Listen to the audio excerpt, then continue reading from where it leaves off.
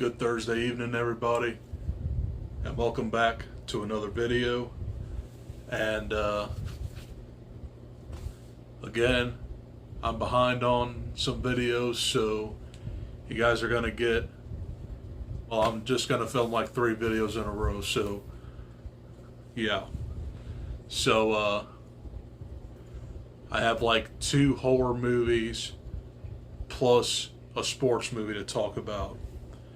So the first movie I want to talk about is The Last Voyage of the Demeter. And I've been meaning to talk about this movie for like the past week because I saw it last Friday, but just never got around to filming these reviews. But tonight's the night. So anyway, The Last Voyage of the Demeter is a very basic, I wouldn't say Dracula retelling, but it is a feature-length film that features a chapter in Bram Stoker's Dracula.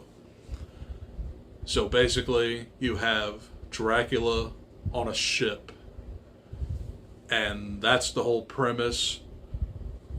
And there's been like comparisons to like Alien and like Predator, but this was a very cool, unique spin on this type of trope, because you go back in the 1890s and you just have Dracula hunt down these crewmen.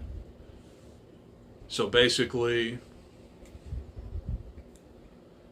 you have your captain, of course, which plays a very prominent role in here, and you also have like this stowaway, which is played by Corey Hawkins.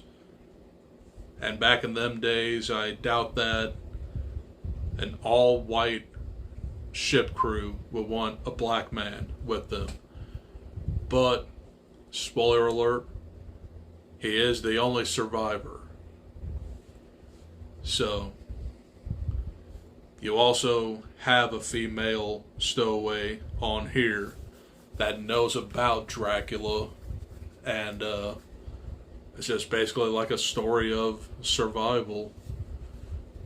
But I think what makes this movie kind of cliche is that you know what's going to happen.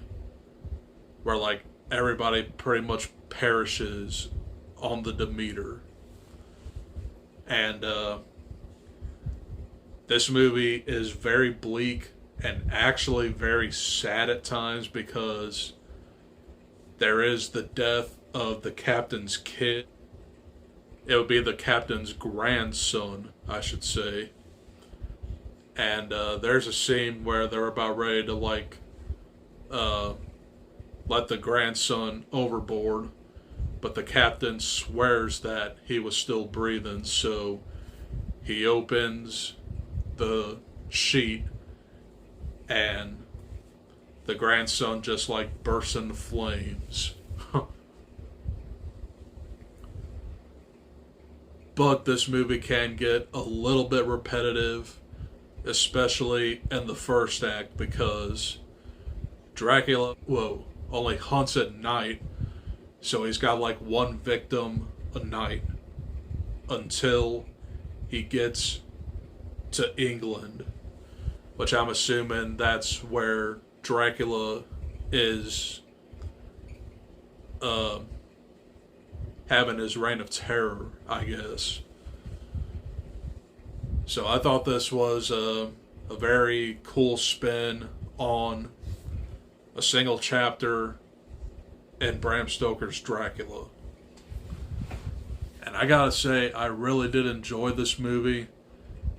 It's too bad it bombed, but there's not that many good movies that are like making bank. But this one can come out as generic, but I do like period pieces and just a good creature feature. So if I'm going to rate this, I would rate The Last Voyage of the Demeter. I would give it like a solid B. Because it's a story that we've seen before, but it just adapts a single chapter from a book, which makes this movie very unique.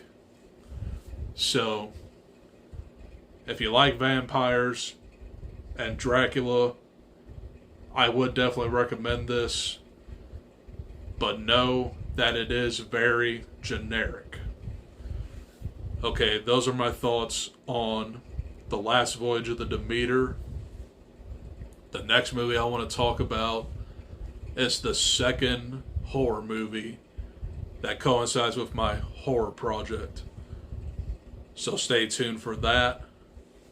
And after that video, I'm going to get you a sneak review of Gran Turismo. So stay tuned for a minute, and I'll bring those videos to you. But that's all I got for The Last Voyage of the Demeter. I'll see you guys in a minute. Adios. Peace.